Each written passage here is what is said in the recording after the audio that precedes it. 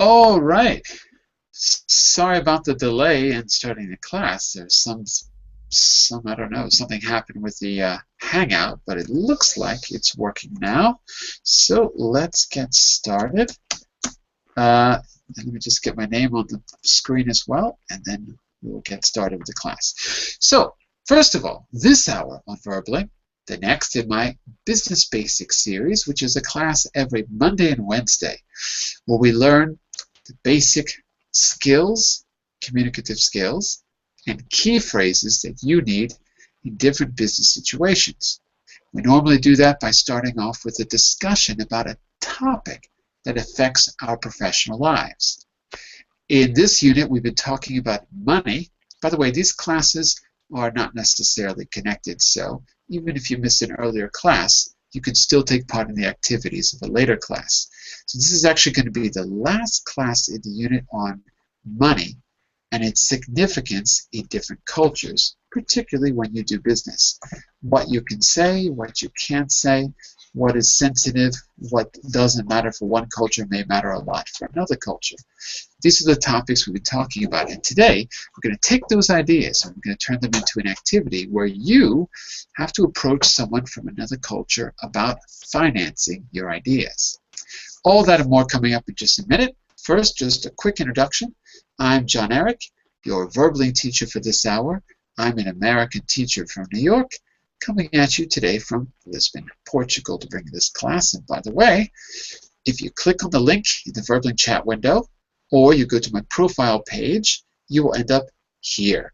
This is my profile page where you can follow me on the left side, and you should get notifications of my upcoming classes, my group classes. On the right, you can book a class or a private tutoring session, or a package, I should say, and I will work with you on a personalized learning plan to help get you to your goals. If you're interested, please send a message rather than book a lesson so that I can make sure that I have time for you in my schedule. Let's take a quick look at today's unit. And before we start the activity, I'll just show you what we did earlier very quickly. So we talked about money in different cultures. Our very first class, we had a little talk about what forms of payment people use in different cultures, what they're comfortable with. We found that some cultures or countries avoided some types of payments because perhaps they're perceived as not safe. Whereas in other countries and cultures, they would be used. The good example of that is mobile phones. In Africa, for example, it's essential that you use a mobile phone to do payments. We saw that in some countries in Europe, it's not really accepted or acceptable and hasn't really caught on, or it's less common. Maybe it's not perceived as very secure. So that's just an example of something we talked about to get the class started, or the unit started. We read a little article after that about what specific cultures are like. For example, we talked about countries that have Sharia law and how money cannot be connected to the things that are considered taboo or whatever in that culture. So money related to usury, for example, interest payments. Same thing in other cultures as well. That's just one that comes to mind. We talked also about how this was the example where we talked about Germany and PayPal, for example. Another example that came up. Or how Americans have what's called lower uncertainty avoidance than other cultures. Speaking of which, after the article, we had a little discussion, which you'll see here and here, specifically about what uncertainty avoidance means. So what we're going to do today is we're going to pick up on that topic right now, and we're going to turn it into a little speaking activity. So, is anyone here today? Well, actually, let me just see who's here today, then I'll ask the question. So we've got Sam was the first to come in. Nice to see you again, Sam. How are you? Sam, we cannot hear you. Uh-oh. Okay, let me see if everyone's microphones are working. Frederic, how are you? Hello, I'm good, and you? Good. Hear you loud and clear. Okay, Sam, maybe you need to leave and rejoin the Hangout because right now we can't hear you. Okay? So see if that works. Okay. Let's say hello to Alina. Hello, Alina. How are you? Hello, I'm fine, thanks. And how are you doing? Pretty good. Nice to see you again. Welcome back, Christian, from last hour. Yes, hello again. Hello. Hello again. Hello again. And Asma. Nice to see you again, Asma. How are you? Yeah, I'm good. Nice to see you too, teacher. Very good, very good. Okay. So, has anyone, because I know not all of you were in the other classes, so have any one of you read this little text? Were you here in the last class where we read this text about uncertainty avoidance? Has anyone read this? No. No, no one has. Okay. Let's start here. Let's start here then. And then what I want you to do is let's see what the concept means, and then let's decide if our countries or our cultures are high or low uncertainty avoidance. So we're going to start there to get used to it. Okay? And Sam, don't forget you probably need to leave the Hangout and then come back in. And then that should probably fix your microphone. So I would suggest, yeah, there you go. All right, let's just give her 1 second to see if she can get her microphone working. So then we're going to read this. Let me ask you a question. What does avoidance mean? Let's make sure that the terms are clear. Frederic, what does avoidance mean to you? Not uncertainty avoidance, just the word avoidance itself. What does that mean? That mean improvement?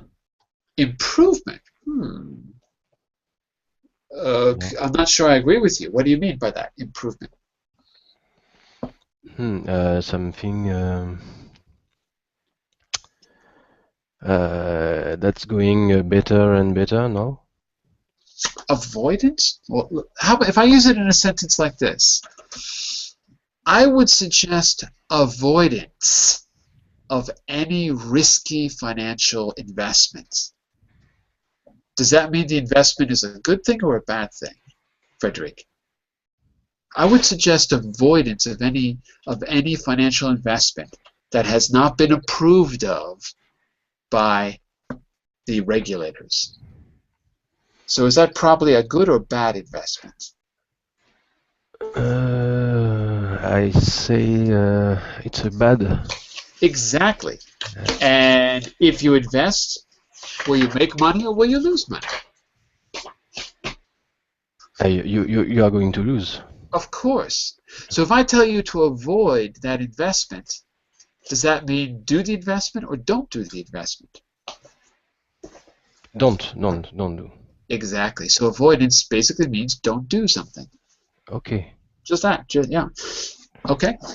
That's why I want to clarify the words first. First we know the words, then we'll see what it means in terms of money and culture. What about uncertainty? Alina, what's a good synonym for uncertainty? Is there a word that means the same to you, Alina? Oh, sorry. Uncertainty when when you're not sure to do something. Exactly. Yeah. Basically, that's it. Not being sure.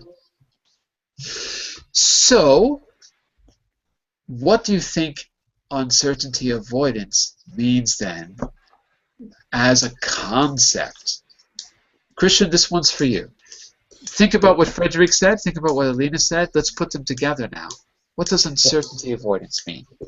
For me, uncertainty avoidance is you don't pay tax if you want to hide your money to don't pay tax or something else, no? Why? Because you don't want to pay tax, you want to hide your money. But what does that have to do with uncertainty? Do you see the problem there? Elena said uncertainty means not being sure. And Frederic agreed that avoidance means not doing something. Yeah. So, how does that relate to tax? Do you see what I mean? It doesn't relate to tax specifically. Yeah. For So me, let's yeah. go ahead. Sorry. No, go ahead. Sorry. No, for me, it's to hide money. You don't make an investment sure, and you hide your money in your bank, and you don't declare that. Avoidance for me is this word, the signification of this word. Avoidance of tax. But the problem there is that that's tax avoidance. It's not uncertainty avoidance. That's the problem. Yeah. So, class, let's brainstorm together. This doesn't have to do with tax, I can tell you directly. Nothing to do with paying tax or not paying a tax. In terms of talking about money and culture, or talking about finance, or being in a company that needs financing, or deciding to use a payment method that has a level of uncertainty to it, a level of risk. What do you think uncertainty avoidance is in that sense? This is for all of you. Give me a few ideas.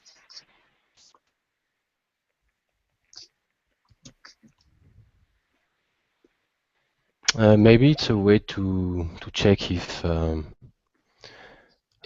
people who is paying for something is to check if he have enough money for example, or okay, to avoid losing the money in the yeah. sale. Sure, yeah, I think that's a good example. So uncertainty avoidance could mean not doing business if you're not 100% sure that the customer can actually pay. In other words, Frederick, you might avoid customers that have a level of risk. Okay. Are there businesses which have high-risk customers? Are there businesses out there that have high-risk customers, by the way? What kind of businesses or what kind of business do you think are... What's an example of a risky business? Let's start there. What do you think is a risky business? Risky business, like lend money. Like what? I'm sorry? Like a bank who is lending money. To lend Low. money. Yeah, to Yeah. lend money. Okay, good. Christian, I agree with you. It's business that is not reliable. What's an example besides lending money? That's a good example. What's another example? Stock exchange is not reliable, for example. Exactly. So stocks are pretty volatile. They're up, they're down. You really have to have some kind of reserve or some kind of insurance, let's say, or you can't really play the stock market. Any other examples, class? Yes. Can So, Asma, you were saying? Yeah, say selling some vehicles. Selling vehicles to whom? Do you think it's risky to sell cars? Sometimes, yeah. I think that like Toyota, for example, has a lot of problems, so it's risky. It's when they launch the new, for example, a new car. After that, they discover that they have problems, and many people are complaining, and sometimes it can lead to death. So they Actually, it was not Toyota. It was GM. General Motors is the company that's in the news right now for having to pay, I don't remember the amount, but a lot of money because there were 100 fatalities as a result of a defect. It was Toyota's probably not innocent either, but it was General Motors that's in the news right now because of this. So yeah. So in other words, Asma, launching a new product, whether it's a car or any other product that involves investment, could be a drug, they cost a lot of money, could be a car, they cost a lot of money. That could be a risky business. right? Something can go wrong. Okay? I agree. I agree completely. And there was someone else mentioning, we cut someone else off. I don't know if it was Sam or Alina. Yes. Yes, sure. I would like to say that some business, for example, export import, it's a very, yes, you have to uh, invest a lot of money, especially when you are exporting something else, or for example, you are export food or fruits or vegetables, and it's really very risky, and because sometimes it's depend on the climate, and you see that in our surrounding that the climate is going to change, so they have a lot of changes occur, especially the increase damages a lot, and at the end you will see that your product, your food, or maybe your fruits or vegetable are destroyed or damaged. So this is also a risky business, I think But so. in that case, Hmm. tell me if I'm wrong. I don't know how it works, but in Uh-huh. agriculture, I Hmm. assume that you pre-sell things, Uh-huh. and then you have to fulfill the orders later. Hmm. I assume that you promise a certain amount of product, Hmm. and I don't know if you because ooh, that was loud. It's okay. Because It's okay. Yes, I would like to share, for example, that some fruits, for example, you are exporting another country, uh-huh, and if you are exporting the country and you know that you are using way, for example, through by air or maybe by ship, when you are sending this product maybe uh-huh, by ship, and you know that during sending it take lot of time, maybe sometimes several weeks or maybe sometime more than 1 month, so right, it's really very risky, and you see that you don't know that what happened during when you are sending this, and it's not sure that you are sending maybe some storm or something is happened, and your product will be destroyed, damaged. Another thing that, for example, you are sending the product, maybe when you reach over there, it takes long time, and at the end you will see that your product may be safely not reach in the specific place. So this is also risky in this sense, and so this kind of the business you have to avoid because this totally risk, and you if you're sure that, then you can send to the over that. absolutely, absolutely, yeah. And with agriculture in America, the government pays Mhm. people Mhm. Mhm. to not grow things. They pay Uh-huh. you to not milk the cows Mhm. because there's a surplus of agriculture. So Mhm. you're in the business and you Mhm. assume that the business, everyone needs milk and everyone needs wheat, and you just assume it's going to work. And Mhm. then something happens and there's a surplus. Mhm. And at least in the States, Uh-huh. there's a big controversy about it because they don't always do it. But there's a lot of, maybe more in the EU than in the States. They Mhm. actually have to pay people to Mhm. compensate them for stuff that they couldn't sell.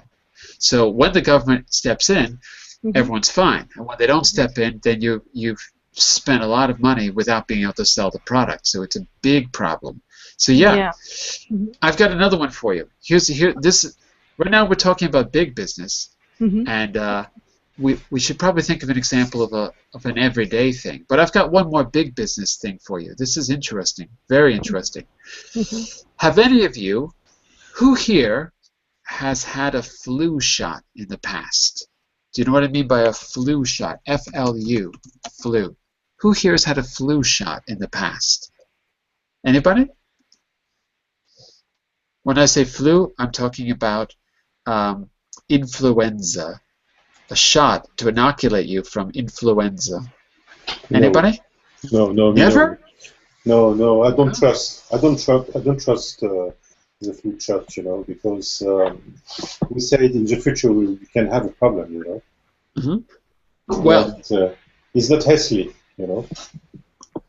well, it's better than getting the flu.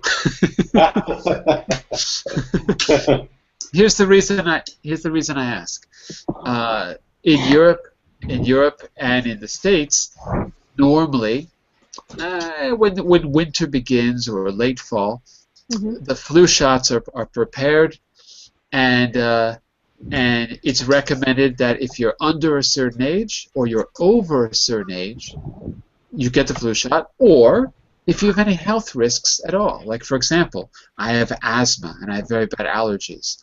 So in my case, it's a good idea to get it, because if I have an asthma attack on top of having the flu, it's two problems they have to deal with, not one, right? So if you're vulnerable, then you get the flu shot. Here's the thing. I want to talk about a risky business. The flu shot is created by a private company, one or two private companies that have the overhead to make the flu shot. Overhead means the amount of money in reserve, because it takes a lot of money. And here's what they do. Does anyone know how this works? Because it's a funny story. No. No? Okay, here's how it works. Around this time, companies, big companies like Novartis, those big pharmaceutical companies, Bristol Myers Squibb, or whatever those big companies, they start looking to where the flu originates, which is something like 90% of the time it comes from the east, somewhere over there in China or in that area. It's usually coming from there and going west, usually. So they look at what's happening out there this time or in the early fall. Or there's different times of the year when they can produce it. They take a guess which flu is the one that's going to break out of the east and head to the west. They just take a guess. They then produce millions of flu shots, which means that they have to sample the virus, make a non-active form of it. They have to grow it in a chicken egg, and then they have to turn it into a flu shot, put it in a hypodermic needle, and send it to you. That takes several weeks, and they have to mass produce it, millions of these things. Then they have to ship it all over the world. Here's the thing. They don't know which influenza strain is going to leave the east and go to the west. They have no idea. They have to just take a guess. Last year, the companies that produced the flu shot, if I'm not mistaken, they got it wrong. So people who got the flu shot were inoculated against the wrong virus. Which happens a lot. It's not going to hurt you, but the point is you got the inoculation and you get the flu anyway because it's the wrong version of the virus that got released. Not released, but the wrong one that they bet, and they bet wrong. Talk about a risky business, because the moment people start getting the shot and it's not having any effect, pharmacies stop selling the flu shot. So your multi-million-dollar investment, poof, disappears, right? Because you have to throw it all out. You can't save it for very long, right? It's not like you can save it for next year. In the year when the bird flu hit, everyone had to buy this standard drug called Tamiflu, and the profits were through the roof because there was a pandemic. This was in 2011. Everyone was scared to death. There was a pandemic, but it turned out not to be the worst pandemic ever. It was controllable. In fact, I knew people who got bird flu, and they were okay after a couple of days. It wasn't that bad. But people were buying this Tamiflu left and right.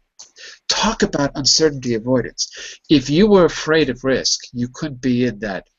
You couldn't be in that market. Forget it, because you're going to lose. You're either going to make hundreds of millions, or you're going to lose hundreds of millions. There's no middle ground there. So think about that. Let's read this little article and understand what specific qualities exist for uncertainty avoidance. Let's decide which culture we think we're a part of, and then let's try a little activity out where you adjust your language according to the level of uncertainty avoidance of your partner. Okay? Let's start by reading. So, can I start with you, Alina? Could you read the first paragraph for us on the left? Okay. Geert Gofstad, an intercultural expert from the Netherlands, defines uncertainty avoidance as the extent to which members of a culture feel threatened by ambitious or unknown No. Ambiguous. ambiguous or unknown situations. In his research, he found that Britain and the US had relatively low levels of uncertainty avoidance, and Switzerland, Germany, and Austria higher uncertainty avoidance. Here are some of the features of cultures which low and high uncertainty avoidance, as described by Hofstede and his colleagues. Okay, wait a second. So first I just want to make sure that that's clear. Does the U.S. take risks, or does the U.S. not take risks, according to Hofstede? That's the key question in this paragraph. Is that clear? Do they take risks, or do they not take risks? Class. They take risks. They do, right. Does Germany take risks or not take risks? No, It they does didn't not. take it. Exactly. So the U.S. has low uncertainty avoidance because it takes oh my God, I can't speak. It takes risks, is what I meant to say. Germany has high uncertainty avoidance because it tends not to take risks. Any questions about that? Is that clear, everyone? Yeah. Okay, great. Asma, tell us about low uncertainty avoidance in the bottom left, please. Okay. Can you teacher scroll up? Unfortunately, I cannot. I can't move the slide. It just won't move. Okay. But Okay. you hang on a second. I'll give you the link. Hold on No just a problem. second. I to my classmate, so I am able now to see the screen. No problem. Okay. Low uncertainty avoidance. Uncertainty is a normal feature of life, and each day is accepted as it comes. Fast acceptance of new products and technology, risky investments, few laws, most of general character, or unwritten rules. Few laws. Repeat, laws. Few laws. Not loy. Law. Okay. Few Law. laws. Good. That's it. Very good. Very good. Okay. So these are characteristics. Let's look at the characteristics of high uncertainty avoidance. And by the way, David, this is a review for you because you were in the last class, but these are new for everyone else. So we're going to do that activity which we couldn't do when we had problems last week, David, just so you know what we're doing, okay? Sam, do you think you could read the characteristics of high uncertainty avoidance? Yes, sure. Uncertainty is a continuous threat that must be fought. Hesitancy toward new products and technology, such as innovative payment methods. Conservative investments, many precise laws or unwritten rules. Okay. Many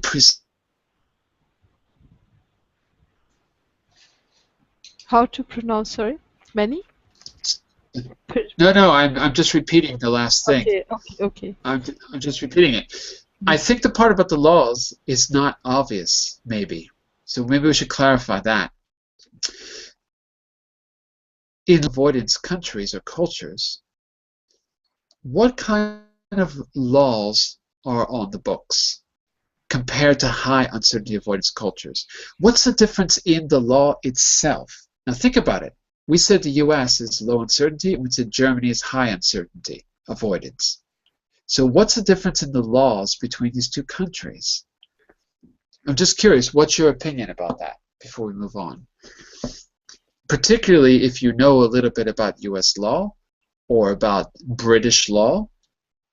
Not that they're not the same, but they're similar. How does that compare to standard European law in the continent? Is there any differences that you notice?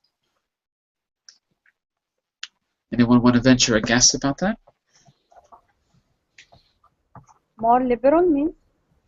Maybe more liberal? Sure, sure. Tell us more. What do you mean by more liberal? I agree with you, but what do you mean? Can you give me an example? They are not limited means? Not limited? Yeah, they are not limited by laws. I don't know. Maybe the question of environment, for example. I don't know. I guess maybe Austria or German take care of the environment, the issue of environment, more than America, and they have like many precise laws. I guess. Yeah. No doubt. I'm sure they do. The U.S. has some really crazy lack of environmental laws in some cases, really crazy ones. Things that we know are dangerous and are acceptable there. Also, roads and bridges. These things are collapsing every day, and there's no reason for it. There's no reason for it. And it's because of the lack of laws or the lack of enforcement. More about the lack of laws. So absolutely. Here's another example for you. Remember I said about a high-risk country or high-risk business, and I mentioned about the flu shot. Well, here's an example. It's just because I remember the time when they had to destroy all the flu shots. If you get inspected in the UK, and the place where you're growing your flu shots, which are basically chicken eggs, if there's an infection in one, or there's a bacterial problem, or there's something detected in one, they make you throw out the whole batch. In the United States, they're not that strict because they understand that there's a risk with all those flu shots that there'll be some that will be bad. So they just try their best to screen it. So it's a difference in attitude from one side of the Atlantic to the other. That means that the UK has high uncertainty avoidance in certain markets, and the US maybe has lower uncertainty avoidance. Okay, so asthma, I agree with you completely. It's about how precise, what kind of limitations are on the laws and how well they're spelled out. All right, so let's go back to Mr. Frederic. Could you read the last paragraph for us? Yes, sure. Culture with high uncertainty avoidance seek security. Maybe this is why people in Switzerland and Germany tend to have more insurance policies than people in the UK. The recent financial crisis has shown how the reluctance of Germans to speculate in volatile investment, such as hedge funds, saved the country from some of the disastrous effects experienced in the US and Britain. The German experiences of hyperinflation in the 1920s and currency reform after the Second World War may well have influenced the national psyche. The national psyche. The national psyche, making people cautious about what they do with their money. Okay, very good. By the way, be careful of the S's, Frederick. The 1920s. The 1920s. That's right. You need that S at the end. Okay. All right. So I want to go around the room, and I want you to classify your culture as high or low risk avoidance and tell me why. Okay? So, Frederic, why don't you start? Which culture are you from? Oh, I think I am from high uncertainty avoidance. High uncertainty avoidance culture, and you're from France. Yeah. Yes. Interesting. Okay. Now, can you give us a concrete reason why you think it's high uncertainty avoidance? Oh, because there is a lot of law that slow down every try to make a new company, or to make there is a lot of taxes, a lot of rules. Mm-hmm. Let's say a lot of regulations. A lot of regulation, yeah. Yeah, a lot of regulations, a lot of taxes. Do you mean taxes or do you mean high rates? No, I mean taxes. Taxes, okay. Yeah. All right. So we might expect that in the high uncertainty avoidance culture. Regulations, taxes, that kind of thing. Sam, what about Pakistan? Yes, I think that we have not a lot of taxes as compared to the other, but we have. And the other thing is about the uncertainty of avoidance. And Uncertainty avoidance with a V. okay, Avoidance. avoidance. Good. Yes, okay. And that's why the reason is that. And at the beginning, I told you about the risk of food, you know that.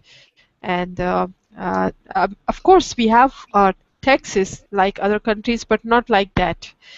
And our government, they not support as like you at the beginning told us that U.S. government support their farmers or exporters. No, but they only depend their own. For Right. example, if I am sending to them any country, I risk myself. I assume all the risk.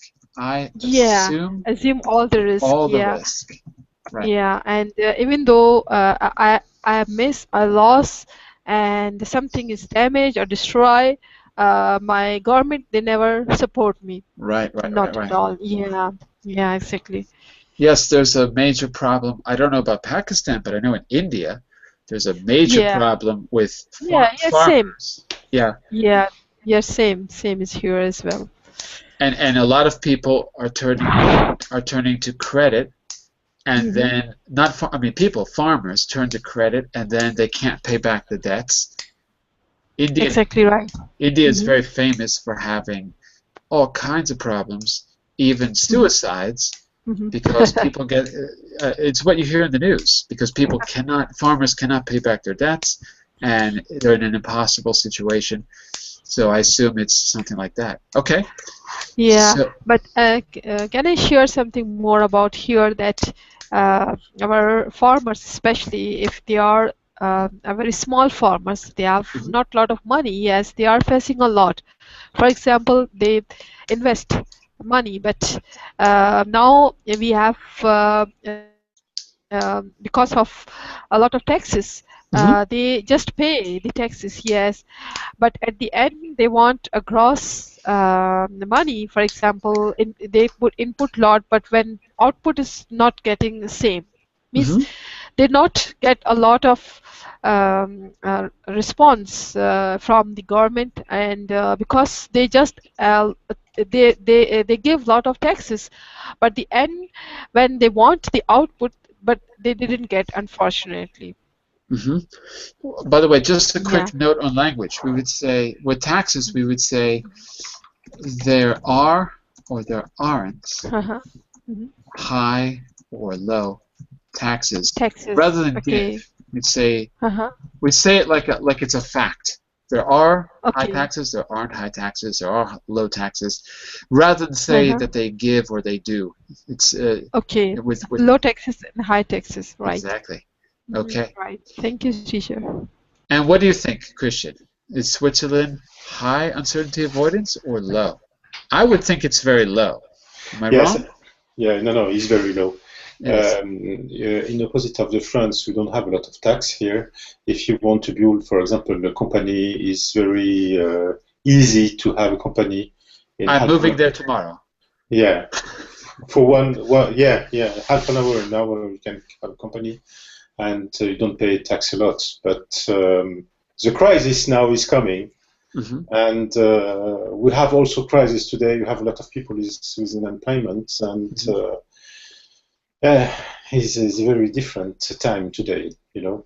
And but if I read this article here, I agree with the people in Switzerland have a lot of insurance policies. For insurance policies for everything. Right. Yeah. But so this is not really. Yeah, this is part of an article. The real article was before, which you can read later if you like.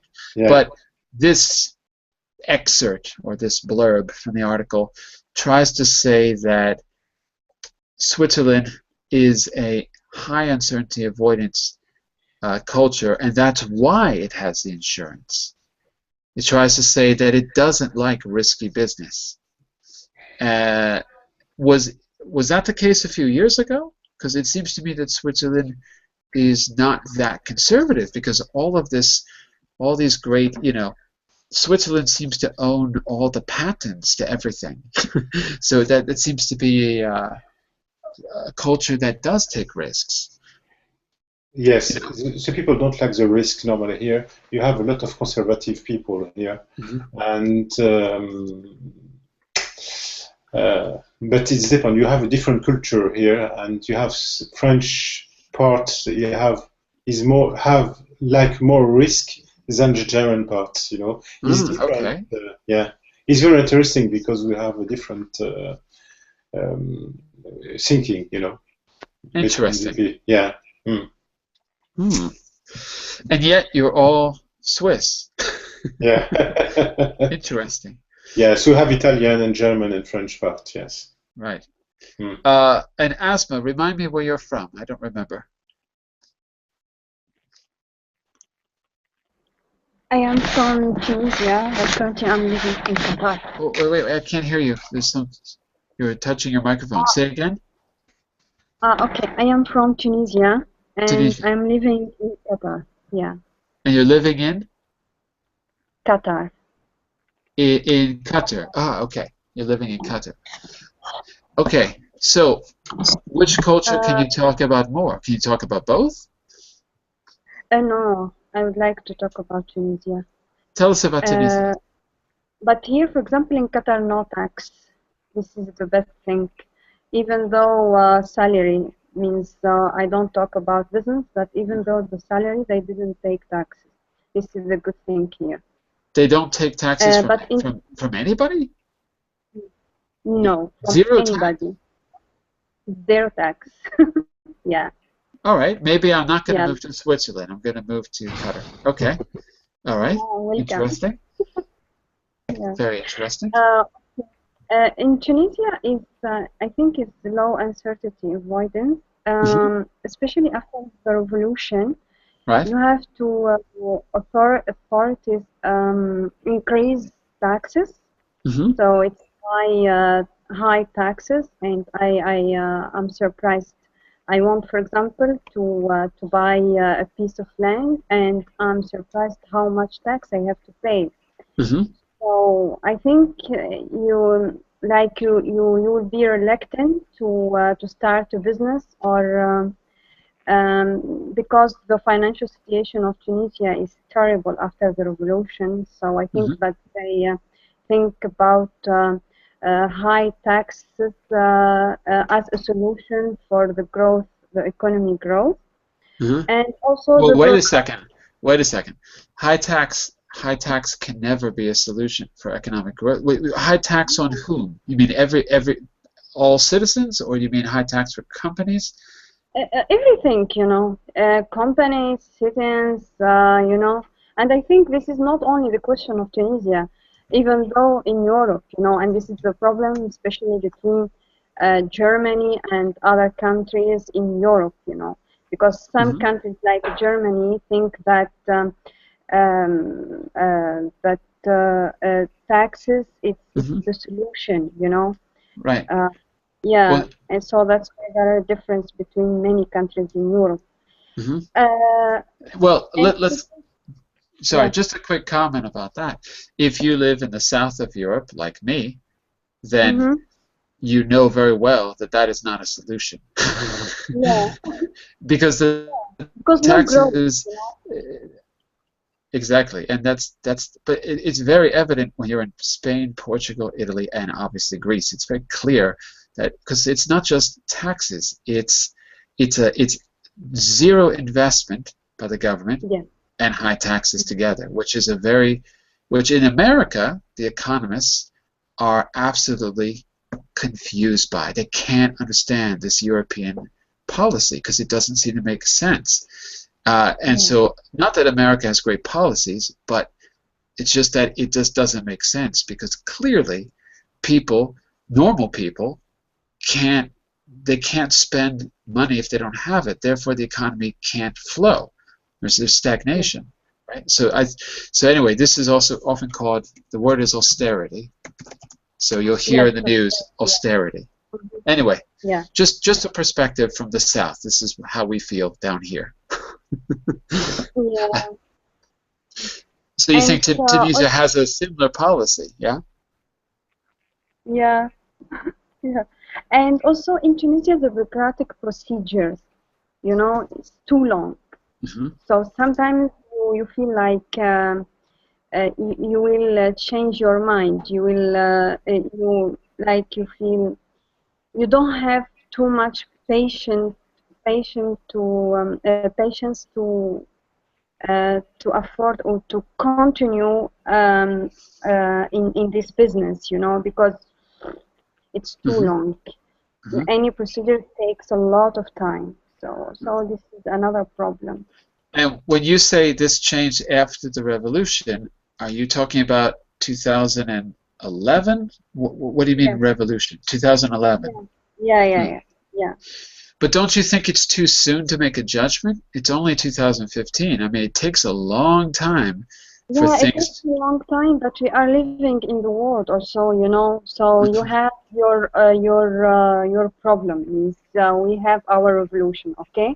And also we cannot live outside of this world. I think that all the world suffers from financial situation. It's critical financial situation in Europe, in China,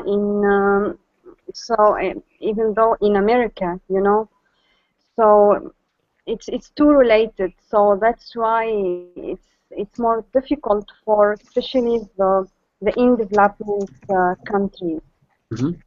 Maybe we could say things are too interconnected rather than related. Interconnected.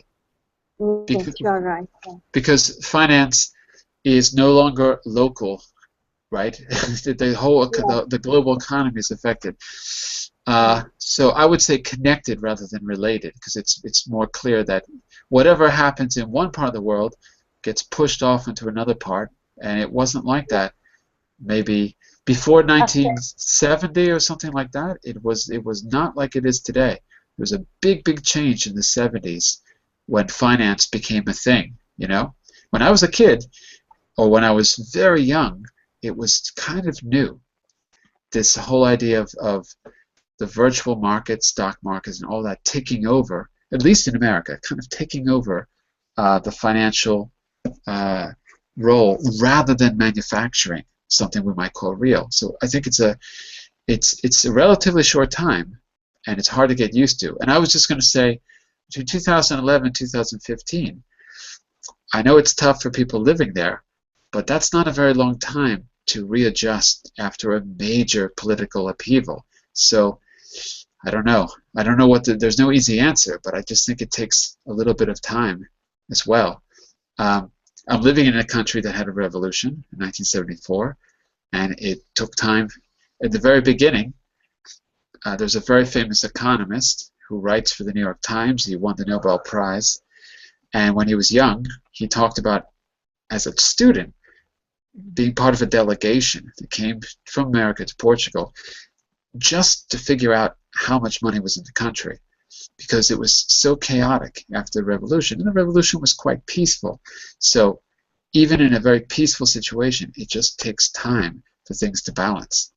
That's the only thing I would say, is that maybe it takes a bit more time, and just haven't gotten there yet. I haven't asked Alina yet. Alina, remind me where exactly you're from? Moscow, Russia. From Moscow, right? Okay. Yes. I think we've had the same situation like the countries with high uncertainty avoidance. Because yes, we have many precise laws and written rules, and even we have the certain law, you can't be sure that it will go the way it must go, because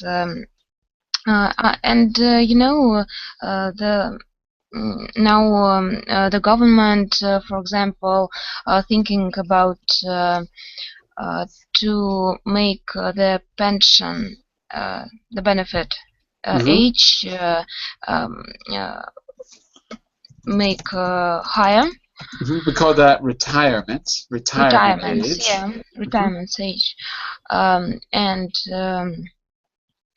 you know, we have the taxes, and when you pay the taxes until you are working, and when you get the retirement age, the benefits is much lower. Right. I don't know for different people it depends on, but several times I think lower, and you know, that's why we have high uncertainty avoidance. Well, what about investing in a private retirement package? Like in the States, we have Social Security. We always have since Yes, 1930 yes, something, but people still invest in private plans too. it happened. Not. Mm, it It's not happened several years ago, I think, but that's not usually, you know, right. not Not very, usual. Not usual. not usual. Yes, not a lot of people making this, and lots of people. I mean, not the people, but their companies find the way not to pay the taxes. You know, they making it illegally. Right. Through offshores and other things. Yeah. We have this thing. Offshores is when you can have a company in a place that doesn't charge tax, even though you need to pay tax as a citizen. You have your company in the Cayman Islands, and then you don't have to pay tax because they don't charge tax in the Cayman Islands. Yeah. Or maybe we all go to Qatar. It sounds like that's the right place to be if you don't want to pay tax. Well, listen, everyone. We've had such an interesting discussion that I actually decided to postpone the activity. But I'll tell you what. I would like to, now that I think we understand the concept really well, and we've got some good vocabulary in the chat window related to risk, avoidance, and just financial terms as well. It's all there in the chat window. You might want to put it down, copy it down to your notes as well, copy and paste. What I'd like to do then is I'd like to come back to this one more class on this Wednesday, where we're going to focus on how you adjust your language talking to someone in a different culture with a different cultural attitude towards money. Also, think about what is behind their psychology, what's behind their attitude. So we can run through different scenarios, like I'll match you up. Let's say you're from Tunisia. I'll match you up with an American businessman. You've got to pitch an idea to him, or he's got to pitch an idea to you, and you have to adjust your English in such a way that it fits a high or low uncertainty avoidance profile. I'm going to do this very randomly. I'm going to assign different people, different countries. And then what we'll do in the beginning is just look at different ways we can adjust our language, right? So we'll clarify what that is, and then I'll give you a chance to try it out. Okay? Feel free, however, to take some notes from today and reuse any of that vocabulary when you're talking about your ideas. I think what I'd like to do is to match you up with a country, particular idea that you're trying to sell or get investment in. And of course, we'll open up some of these ideas to your own if there's something in particular that you want to pitch or use. Okay, so we'll focus more on how you adjust your language on Wednesday's class. Great discussion for today. don't forget, there's an article that you can read on your own to get a little bit more background. So open the presentation that I sent you in the chat window. I sent it, hold on a second. I sent it, but I'll send it again. Here it is in that chat, and you can still see it in the other chat, but I'll send it again there. And you might want to read that article between now and Wednesday. There's also 1 or 2 vocabulary exercises that I'll be happy to go over with you. So after you read it, you might want to do the vocabulary exercises. I'll tell you which page it is. There's one on slide 12, and there's one on slide 9. And then there's comprehension questions on slide 8.